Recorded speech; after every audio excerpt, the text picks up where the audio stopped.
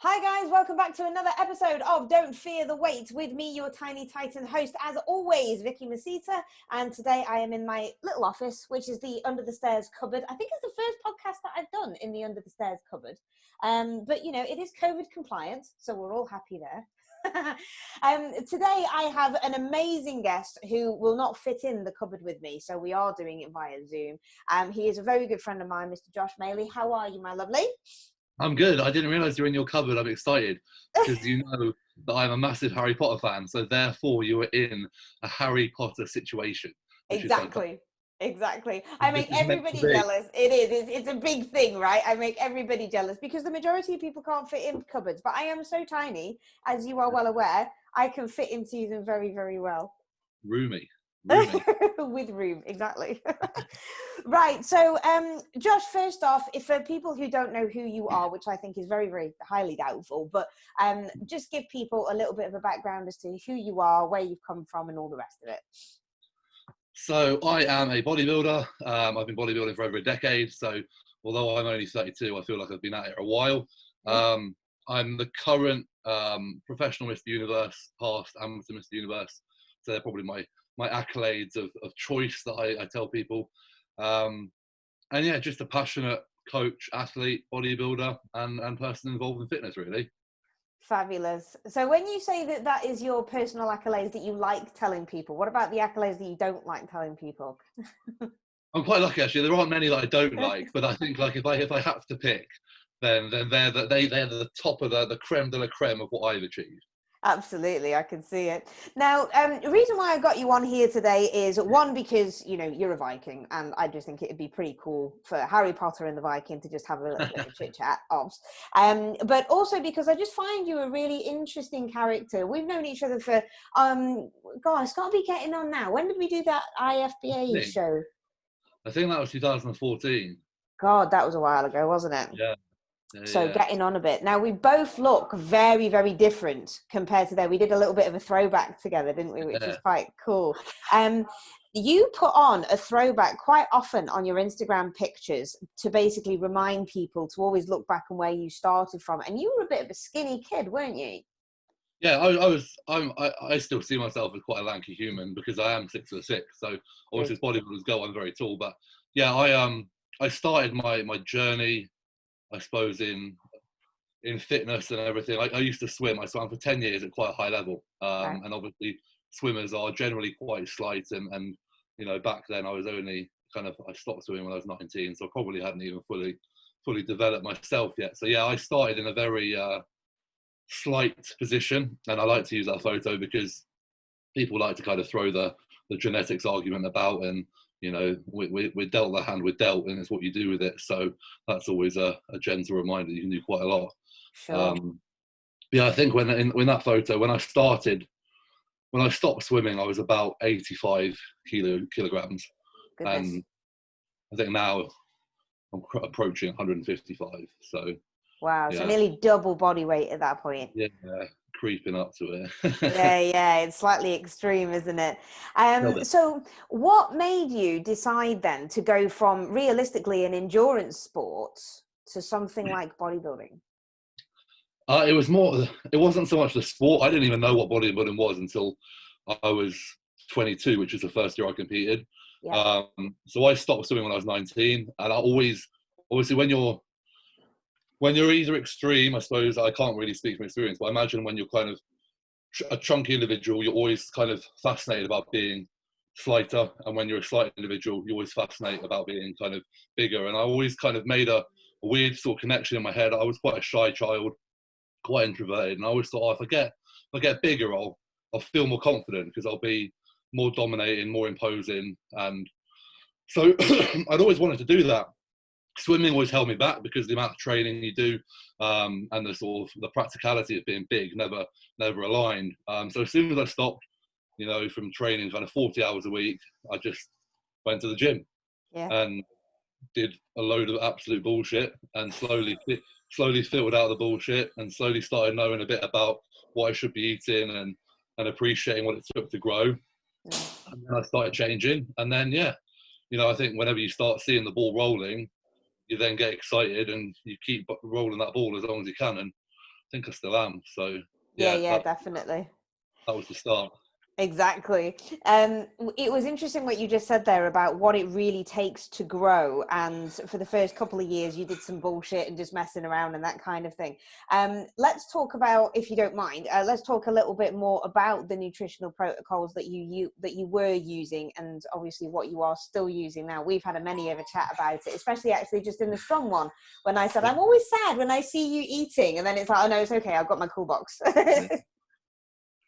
Yeah, I mean, to begin with, it was just as simple as like I knew, although I did a sports science degree, I missed out on a lot of the like nutritional modules. I did a lot of kind of physiology and a lot of psychology.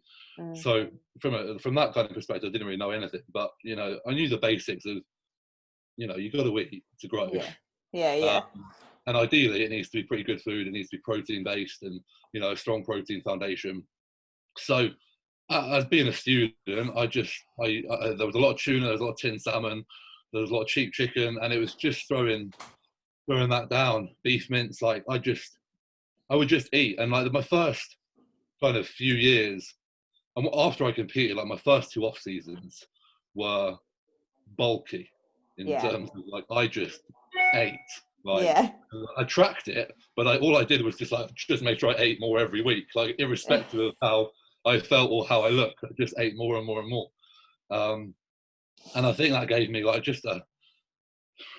suppose I'm a big believer in making sort of mistakes, and learning from them. And like I know now, like the way I do things is so different, but I wouldn't probably be doing them now like this if I hadn't known how kind of bad you can feel, and how I've pushed the extremes of eating to the point where I'd finish a meal, burst into the brim, throw up sometimes, and then go get a shake because I was like, well, I need to get the food back in.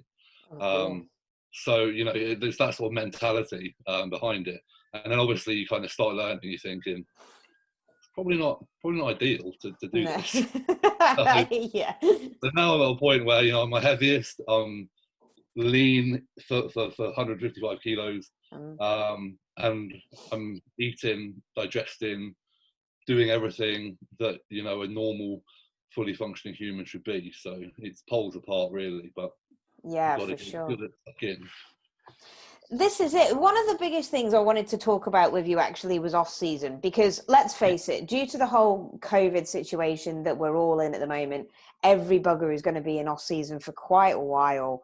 And we were talking about body composition in off season and how realistically you just have to say, do you know what? Don't give a fuck about that, because you can get lean.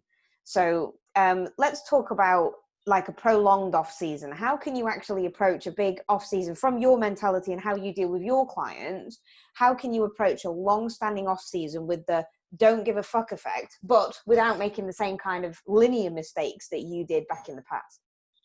I mean, it all comes down to patience, and also there's no, obviously you refer to a lot of my clients, like straight off the bat I can think of about 4 guys who I'm doing stuff completely different with, because kind of their natural composition, like you have the guys who they're desperate to be lean. In terms of their body, it's just desperate to be lean all the time.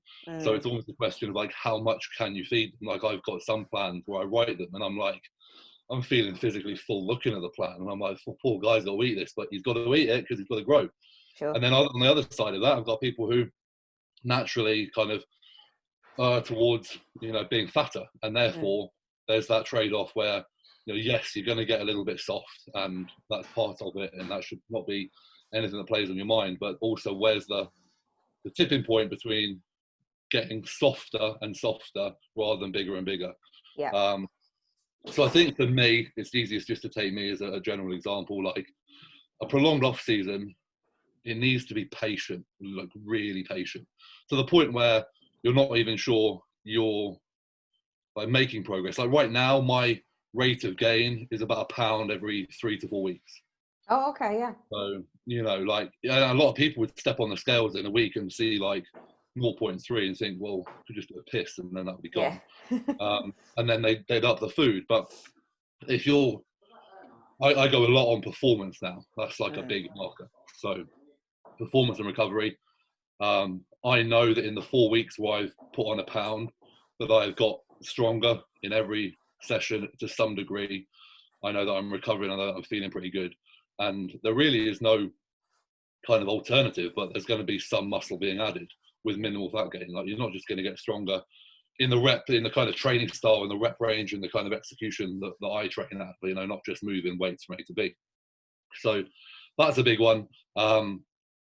Obviously, it depends as well. Like, my 1 pound in 3 weeks is because I'm reaching like my top end weight. I've never been this heavy, so I just want to be as precise with it as possible. But I think realistically, like anything more than a pound, if we're looking at a long period off season, a pound a week, anything over that is going to be counterproductive sooner rather than later. I'm not a big one on like recomps or mini cuts. I see them as generally a bit of a waste of time. It's kind of like 2 steps forward, 1 step back, which of course is still a net gain. But I think, like, if you can get in shape, then it doesn't really matter how fat you get. Like, you've got the minerals and you've got the ability to get that back. And it's just managing that in the meantime. So, the only time I would ever step back would be if performance was suffering, and if maybe like a deload week was needed, or if appetite was just shot to bits. Then it might be like have a week where it's just kind of eat what you want. And 90% of the time, if you're off season, what you want is not very much. So for sure. that reset period. But I like to approach things in kind of 12 to 20 week blocks, of like being like, right, well, this is a push. And then if it's going to be a prolonged push, then probably like a 6 to 8 week of where I'll be like, this is like a hold now, and we'll consolidate the weight. We maybe won't look at pushing weight up anymore. Potentially even drop a few pounds if it kind of comes organically.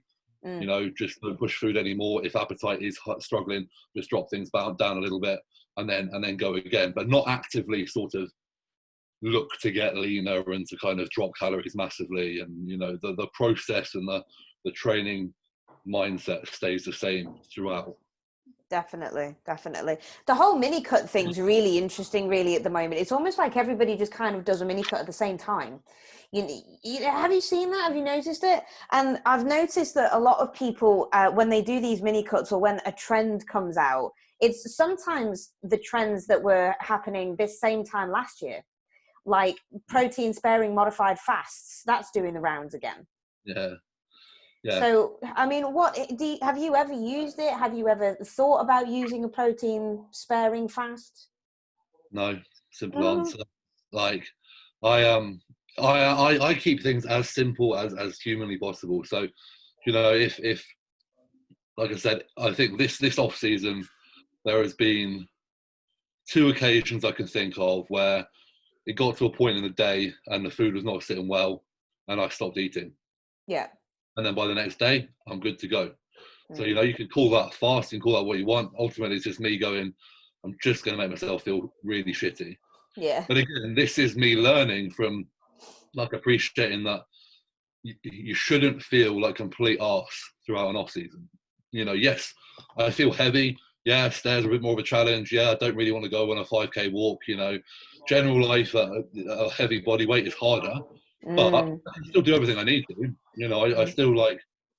I don't feel like I'm suffering, or I'm putting myself through, a real unhealthy effort.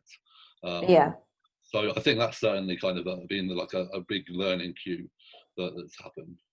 Right. Okay. Because I have noticed that some people, when they get very heavy, or like heavy with, like, even if we take you for an example, all of a sudden putting their shoes on, they're breaking out into a sweat. I mean, quite honestly, that cannot be healthy in a prolonged off season, realistically. Yeah. So the shoes thing's always got to me, because I remember, like, the only time I've ever had put my shoes on was after my first competition, when, and I'm sure you can kind of relate, you do your first ever prep, you're absolute, you're a monk, you put yourself through the mill, you finish, and then all of a sudden you can eat all the food in the world, and no one's really there to tell you that you probably shouldn't eat all the food in the world. Yeah. So you do all the food, and then you just blow up. Yeah. And then I remember being so bloated, so watery, that I was like, I can't, if I bend down, something's going to split. Like, that's how kind of full I felt. So yeah, that's the only time in over a decade of bodybuilding that's been an issue. I've always like that, putting shoes on. Sleep has always been one for me. Like bodybuilding, I love my sleep. And when I see people like who obviously need like CPAP machines and things like really kind of start damaging their sleep. I know some people choose to use a CPAP because it is supposed to like actually improve the quality of your sleep. That's fine. But like if my sleep ever got really impaired because of my bodybuilding, that was something where I was always like, that's a red flag to me. Like that's not, that I don't want to push to that degree. And some people might listen to this and be like, it's not hardcore. But at the same time, the good bodybuilders are the ones who are about the longest and the ones who are consistent over the longest period of time. It's a marathon. It really is. And the longer I do it, the more I appreciate that, you know, because I see guys come and go. I see, you know, incredible bodybuilders come and then they just seem to drop off the face of the earth, and then I see a photo of them and they're just back to being a normal guy because, you know, they either pushed so hard that they just hated it, or, you know, or the kind of the passion for it was never there. So yeah, that whole consistency over time, you know, what's going to get you there? It's going to be a basic level of health. Yeah. To see you through, you know, 10, 20, 30 years of bodybuilding. Definitely. You know, physiology is amazing, right? It's so good to listen to this kind of stuff, because if you look at the evolution of bodybuilding as well, where the big guys, I mean, we say big, back in the day when Arnold Schwarzenegger was at his leanest and he was the best physique, he had a beautiful physique. But now you look back at them and you kind of think, these kind of just like a natural. And you can even see the natural pros now that are almost bigger than what he used to look like. Yeah. So in terms of like the evolution of bodybuilding, what do you see as being some of the biggest things that you've seen? I mean, you can talk about PEDs as well on this channel, that's no issues. But yeah, what's some of the biggest things that you've seen? I mean, I started bodybuilding before social media. Sure. So I did my first show in 2000. Well, I don't know if it was actually legitimately before social media. Facebook might have been about. Did my first show in 2010. I know it was before Instagram because I remember doing my first Instagram post in 2012. I think the first one I did was after when I competed, and I was like, oh, I remember my mum was at the show. I was like, Mum, take a picture. I'm going to do this Instagram thing. Who knows? Yeah. Still there if you scroll back fucking however many years. Yeah. So I think ever since social media's come about, the drive, like the sort of the external versus intrinsic motivation has massively changed, and also the reality of how long it takes to achieve things has been warped beyond belief. So people just like push really hard now. Evolution of bodybuilding. Although I love bodybuilding, I'm not like one of these bodybuilders who can like recall like all the Olympias and all that. Like I keep a very close eye on people in my circle who I like look up to and who inspire me. You know, like all of Team Strom, all the guys I could train with. Like they're the people I know about. You know, you could ask me about like people go like Ronnie Coleman in a certain year. I'm like, I know he's awesome, and like don't get me wrong, like I'm not taking anything away from that, but like I don't know which Ronnie was the best Ronnie, and you know everything there. So I think like the biggest change in everything has just been the speed that people want to achieve results. And alongside that has been, I suppose, the ability to see through social media and through other avenues what people take from an anabolics point of view. And obviously then combine that with people wanting to get places quickly, and you just sort of get a explosion of, you know, anabolic catastrophe.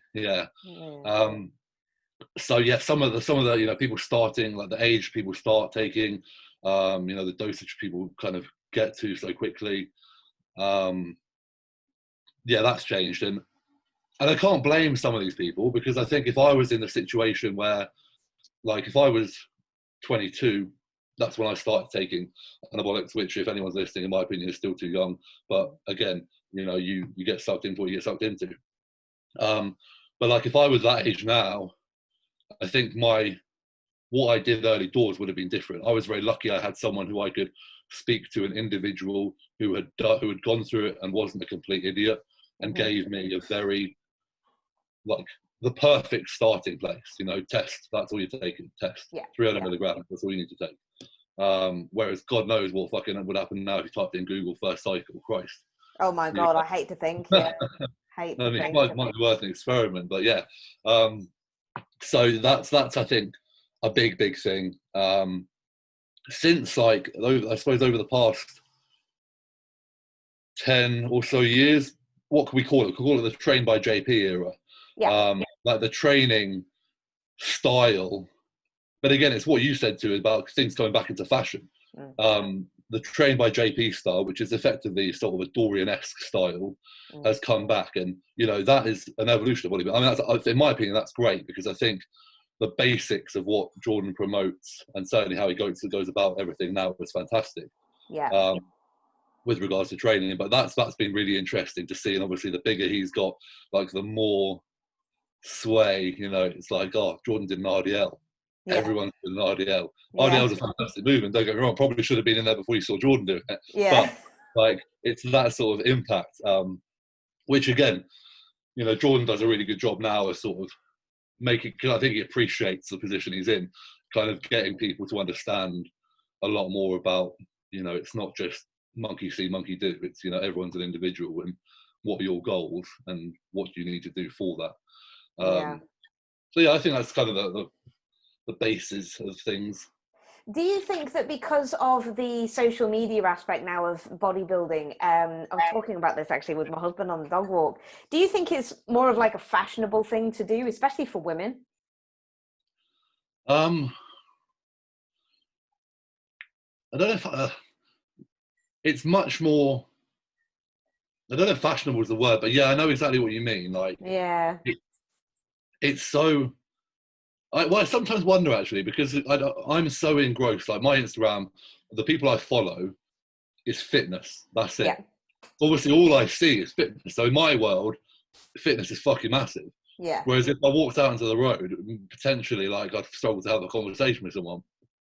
But that's fine. I like it. I love what I do.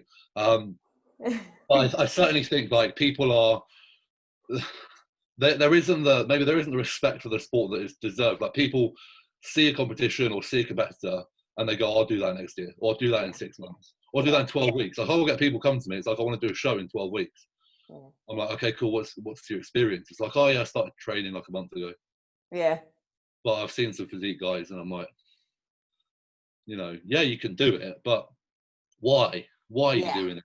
You're doing it because Instagram or because passion.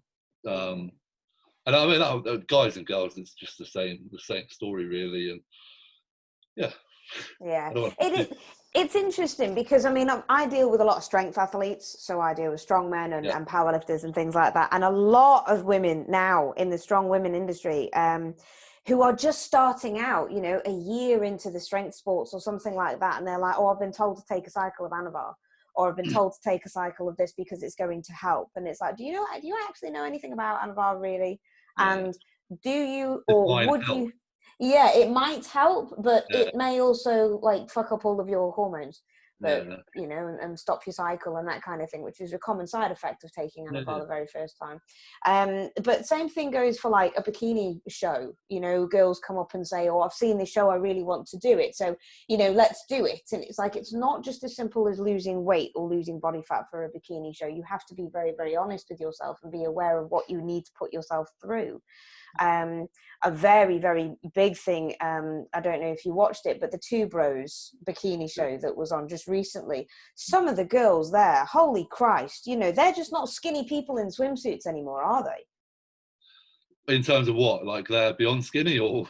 Well, they are very lean, put it that way, but they still have shape, don't they? Yeah. I think the best, like bikini now, for me, like is an like I can now see why it's a class. When it first came out, same with physique. I was a typical kind of pro bodybuilder. Where I was like, yeah, what the fuck is this? You know what I mean? Sure. But no, like the girls have muscle and they have shape. I do question like the level of kind of condition that some of the bikini girls seem to be pushing towards, because I don't know, like, I don't know the class. I don't know too much about the female side of things, so I'm not going to speak out of turn. But if I'm looking at it as, what I would kind of class the men's equivalent of physique and classic physique is in terms of aesthetic and, like I suppose, almost like sexy. It's like, you know, the guys, the classic physique guys, is what I imagine like the majority of women are like, oh my god, he looks amazing. So that's kind of what I'm putting over to bikini. And I look at them and I think, you need to fucking have a burger or two, love. Do you know what I mean? Like, not so you're fat, but just so, like, you know, you're showing the shape, but you're not showing your rib cage. Yeah, sure. Alongside it, but maybe that's just me. You know, I'm just, you know. But there are other classes in females. You know, that's what I mean. Like, so the bikini side of things should be that softer look, and then, you know, you graduate and you go next class up a little bit hard, a little bit tighter, a little bit bigger, etc., etc. That's the way I kind of see it. But yeah, I agree. I do agree. So it's again, it's one of those things that's women who are in the general population are afraid to actually lift weights because of looking like a female bodybuilder who is on an enormous amount of PEDs. And it's just like, do you know what, love, that's just never going to happen. But then you see the other extreme who want to get to that bikini level and just kind of think, well, we just need to push and push and push. I mean, I was in the gym the other day and this woman was pushing for a bikini show that I didn't know whether it was actually going to happen or not, with it being lockdown and stuff. But she actually said, I feel like shit. I've just come off a night shift. I'm not allowed any caffeine, and I'm on 9 liters of water today. Yeah, exactly. That was my reaction. I couldn't say anything, and I was like, why? Why are you on 9 liters of water? I mean, in my little science-filled head, I was like, why? Yeah, so what rationale was behind that? I suppose because he wanted to get that dry look. Now in bikini, you shouldn't be dry. Yeah, but also, like, I wouldn't have any of my guys or myself drinking 9 liters. Like, no. Like, especially as I imagine her probably normal water intake is probably 3 to 4. So poor little maximum, yeah. Yeah, it's absolutely drowning herself. Anyway. Yeah, moving on from that side of things. But again, evolution of bodybuilding. So what about the balance between bro and science? So we're talking about anecdotal and science. This is always one of my favorite topics of conversation. So what do you put into it? Like, say you're coaching me, for an example. I know you probably don't know all my background, but you know, 5 foot, tiny, you've sseen my physique, want to get bigger. What are you going to use, and talk to me in terms of anecdotal experience as well as science? Well, I think this is a good one, like, because it's just lovely. I love seeing the two sides of it as well, especially when people are really like attached to them. But like with everything, like they both, you know, if we're talking bro science, that got bodybuilding an awful long way. And, you know, that's produced some of the best physiques in, you know, history. And if you look at someone like the coaches, like the top kind of guru coaches, from some of the kind of podcasts and things I've listened to with them, they're just kind of like, it's just broy. But like with coaching, if you can get someone to buy into what you're saying and they give it 100%, that's where the results come from. Sure. You know, a lot of it. So ultimately, it's a nice mix of the two. You know, you cannot refute experience through working with other people, through, you know, trying things yourself. I suppose it just depends at like what level. Like I had a client today who like missed like 10 grams of oats off of his like meal because he ran out, and he was like, do I need to make any adjustments? And like there were like levels, do you know what I mean? There were like levels of things that you need to stress about. You know, the basic science of bodybuilding in terms of putting on size, you know, you need, like we talked about it, we need to eat more, it needs to be good quality food in my opinion, and you need to train fucking hard and focus on your performance. That's kind of like I said, I keep things as simple as possible. That's kind of the sciences I get. You know, you come at me with a specific problem, then, you know, I will look at, you know, what potentially could help that from what I know and from what I've experienced. And it is a hybrid, I think, for me anyway. Like I'll never tell anyone to do something unless I have a reason for it. And that reason won't be because Ronnie Coleman did it. That will be like, you know, a kind of a well thought out reason. And that might be, you know, they might come back at me with something and be like, okay, what about? That's fine. Like I think, you know, when you're coaching individuals, and like their feedback is as important as anyone's, or the most important. You know what I mean? Like it should never be a dictatorship. But, you know, sometimes people just need to get shit done. You tell them that. Very true. There is that as well. See, I've got those kind of hybrid guys too. So I've got some guys who literally just tell me, Vic, just tell me what to eat. Tell me what to do and I'll do it. And they're robotic in a sense. Yeah. So which is great as an athlete. It's great. Yeah, absolutely. But in terms of like, when I say to them, I want you to have an off-plan meal. Okay, well, what do I have? No, I want you to have an off-plan meal. Just have what you want. Relax, mate. Yeah. They can't do it. And it's really interesting. It's just like, no, I need you to tell me what to do, how to do it, when to do it, and then that's that. But then you've got the other side of the coin where it's like, no, I don't want to have that meal plan because I want to have that and I want to have some flexibility.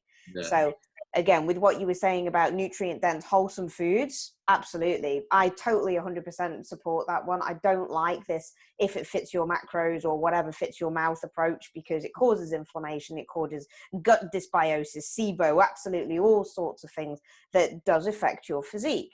And looking in the mirror, if you've macro fitted all of your things, but then you have this bloat and this inflammation, watery film that kind of covers your physique, you know what I'm talking about with that kind of thing. It messes with your head, doesn't it? So then you go to your coach and you're like, yeah, but I fit my macros. Yeah. No, I'm exactly the same. It's quite nice because sometimes, like, you know, with the sheer wealth of information out there, like, I always feel bad about maybe talking down certain approaches. But like, for me personally, if you're going to be coached by me, there needs to be like a plan. And and the plan isn't, here are some macros and go fill your boots.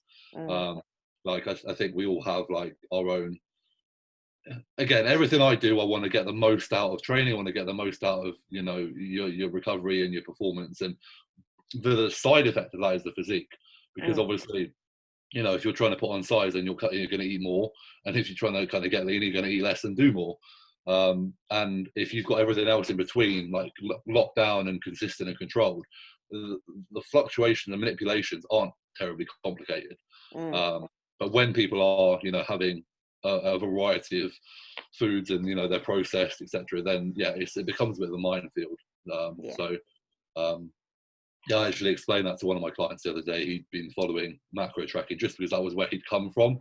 And again, like I said, if it's a general lifestyle client and that's what works for them, fine. But if you're coming at me with like, I'm a competitor, there's a difference. You know, it needs to be focused on being optimal rather than just achieving a result, you know, that you're satisfied with. It needs to be a result you're fucking buzzing with. Absolutely, definitely. And it was like you were saying there, the anecdotal thing that we were talking about previously. When we were together at the Strom Open Day, I saw you put on a wrap around your stomach to do the hack squat with. And I actually spoke to you about it. And it was funny because, look, I've got my own. I do have one. I've got one myself. But I asked you the question about, is there any evidence behind it? You're like, I don't know. But if it gives me that extra 1%, if it helps me brace that little bit more to get that little bit more out of the hack squat, then I'm going to wear it. Yeah, I think sometimes I'll answer questions to people, either like on podcasts like here, or, you know, when clients ask me things, and, you know, I can't necessarily give a kind of direct answer, but if it makes you feel better, you know, if it like exactly like that, you know, I had a client the other day and said, like about belts, obviously the same sort of principle. Like, what do you think about belts? And I was like, do you wear a belt? He was like, no. I was like, have you worn a belt? He was like, yeah. I was like, how do you feel about it? He's like, nah. I was like, that's probably your answer then. Like, you know, for me, mentally, two things happen when I put on a belt. I only put on a belt when it's a heavy set. Yeah. So I have a mental connection of this is go time. It's like part of the preparation. Second thing is I just feel more confident because I have it on. Like you said, be it that the bracing's a bit better, be it I just feel a bit tighter through my core, whatever it may be, I feel better. So for me, that's why I wear it, you know, and it's as simple as that. You know, I'm sure there are guys who have gone through endless studies to try and figure out what's best, but realistically, you know, no one's come with an answer yet. And no. I don't know. It's one of those things that, are you ever going to get a true, I don't know, answer about it, but you go with what feels good. That's it, right? We go with what feels good in terms of anecdotal and what's personal to you. Some people don't like wearing a belt because they just feel too restricted. So fine, you know, don't worry about that. Or in their head, they're weakening their core because they're not using their core as much.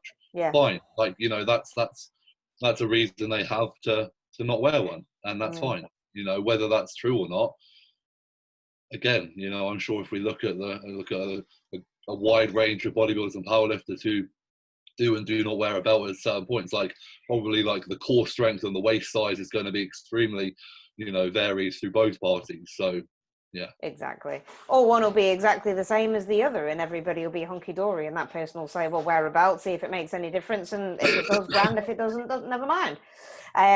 So yeah, it's interesting. It's the same kind of question with PEDs as well. Are you actually going to get the definitive answer to the best first cycle for a man or a woman? Yeah. You know, you probably won't. Most of the studies that all of these drugs have been done on are on rats, and they're done at 10 times the actual amount that's actually recommended anyway. So but again, it's like with the NABBA thing, where it's like it's going to help you, you know, the best cycle. What do you mean by the best? Do we mean, you know, the biggest results in the shortest amount of time, but compromising health massively? Yeah. Or do we mean, you know, in my opinion, the best first cycle is definitely 300 milligrams a test. Yeah. Because that is going to put your testosterone right up there, and it gives you so much scope for the future to see future kind of improvements and progressions through the anabolic side of things. We are talking about men there, guys, just men. Women, please don't start off your first cycle. 300 milligram test. I'm not here to talk about female cycles because that's way more complicated. way more complicated, and should be far. I mean, everything should be considered, but that should be really considered. Yeah. You know, I could talk about men in a sort of generalization a bit more. So yeah, but then again, like if we're talking best as in like most potent, then Christ, you know, you could do a lot more. But then again, how is it going to affect you later down the line in comparison to being sensible and health orientated? And again, going back to, you know, where you want to be in a decade. Do you want to have consistently performed and progressed for a decade, or do you want to have peaked and troughed and be in a ditch and back being a normal human, kind of hating life before then? The hating life before it. If one of your guys was a young guy and said to you, Josh, I've really made the decision. I've been working hard since I was 16. I now want to obviously make that transition over to PEDs. Bit of a question. Would you advise them to get any of their sperm frozen as an offset, or would you make it something that's a considerable thing? Just because I've seen it more and more come up now. Young guys are starting younger, and obviously it decreases their natural sperm production, so it might be worth considering. Honestly, no, that's not something I've ever kind of actually really considered. So that's something I'm definitely going to now. The big thing with young guys who come to me is I try and put them off for as long as possible. In terms of like, I won't work with anyone if they're like wanting to kind of push on below 20. Right. The only people I've ever had on cycle before that have come to me already been on cycle. Right. And I normally kind of give them a bit of a berating, and if they still want to work with me, then we'll carry on. But no, I mean, that makes a lot of sense. I always make sure that people appreciate that from a guy's point of view, the whole fertility thing is probably going to be the most profound. Yeah.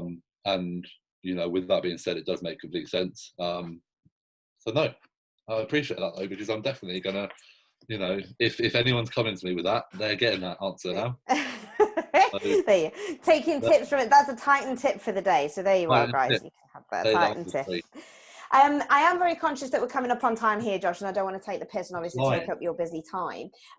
So if you were to leave the podcast just giving some knowledge bombs, just what are the top 3 things that you can give out? In terms of bodybuilding? In terms of bodybuilding or life in general? In terms of bodybuilding, life in general. So I watch people who do these things on podcasts, and I always feel so sorry when these get dropped on people. And here you are, you put me right in the line of fire. I mean, anyone who's followed my Instagram, and anyone who's a client of mine, God forbid, they will get bored of me saying the word consistency. Yeah. You know, like that. Let's talk bodybuilding. You know, it's consistency, it's patience, and you know, it's passion. And if you haven't got those 3 things, then maybe it's not for you, and that's okay. You know, you can still be well involved in fitness without being, you know, what you can necessarily compete. Do you know what I mean?